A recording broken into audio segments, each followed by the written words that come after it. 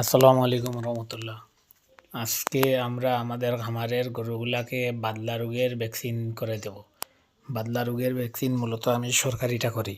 এটা হচ্ছে গিয়া 5 মিলি করে গরুর জন্য চামড়ার নিচে 5 ml করে দিতে হয়।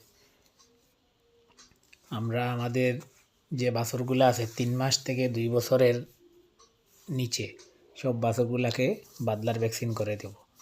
তাই আমি প্রথমে ইঞ্জেকশনের মধ্যে ভ্যাকসিনটা ভালো মতো জাকিয়ে নিয়ে প্রথমে শুরু করলাম একটা একটা করে 5 ml করে বাছুরগুলাকে দিতে লাগলাম চামড়ার নিচে ভ্যাকসিনগুলা। তো আমি 2 নম্বর বাচ্চাটাকে ভ্যাকসিন দিতে গিয়ে দেখি ওর পায়ে দড়ি পেঁচ লেগে আছে, ও আবার খুলতে দিতে যাচ্ছে না। তাই পরে আমি ওরে ধরে ওর দড়িটা খুলে ওর পেঁচটা খুলে দিয়ে দিলাম।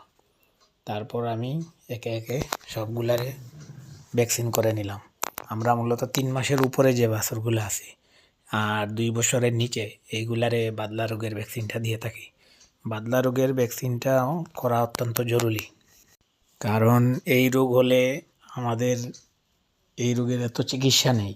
কারণ এটার হলো একটা সিন্ড্রোমই আছে, অল্প কিছু মাংস ফুলে যায়, ওইটার ভিতরে পানি জমে যায় আর গরুর জ্বর থাকে 106 ডিগ্রি 60 ডিগ্রি।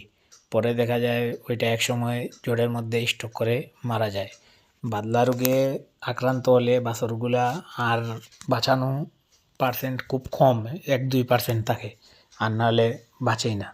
দেখা যায় অন্যান্য রোগও ক্ষতিকারক, কিন্তু সবচেয়ে বেশি আমার কাছে মনে হয় বাছুরের বাদলা রোগটাই হচ্ছে বেশি মারাত্মক।